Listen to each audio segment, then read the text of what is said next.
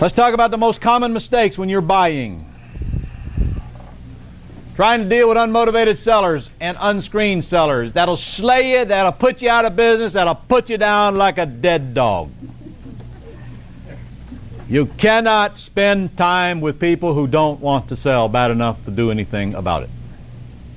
You got to pre-screen them quickly and get rid of the unmotivated sellers.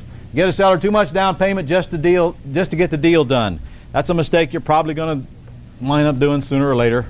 You want to get the deal done, so you put up more than you really know you should. And that's not the end of the world. What the heck? Even if you put a down payment and you sold the house and that's all you could get back up front was the same amount of down payment, is that all that bad? If you create a monthly spread in the back end, so what? You'll get better. And sometimes it makes sense to break even on the front end to get a big back end or to get a big monthly. You're working with two lower priced properties. I pounded that one to death. You'll figure it out sooner or later. You can make more money with the higher priced properties in this part of the business. Why mess with the cheap stuff? Not only do you make more money, you get better clientele, you get less grief.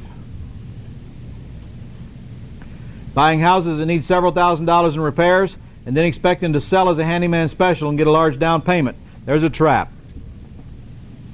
If somebody were to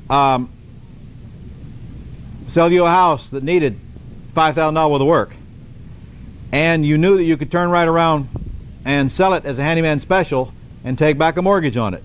Now, you can do that all the time. If it needs cosmetic work, you can buy it. In fact, it gives you the opportunity to create a great deal with the seller because it needs cosmetic work. You can get low payments long term because it needs work. However, if you go into that assuming that you're going to go get a big down payment from the buyer and then expect them to come up with money to repair it, you're going to a seminar because your buyer is going to want to spend money on the house and as little as possible on you. You can't expect to get as big a down payment on a house that needs work as you can on one that is in pristine condition. So make sure you take that in consideration when you're structuring your back door. Another mistake is taking title in your own name and guaranteeing notes personally. Refer to the land trust tape in this module and we will prevent that from happening. Buying a house with some sort of inadequacies that prevent a fast sale.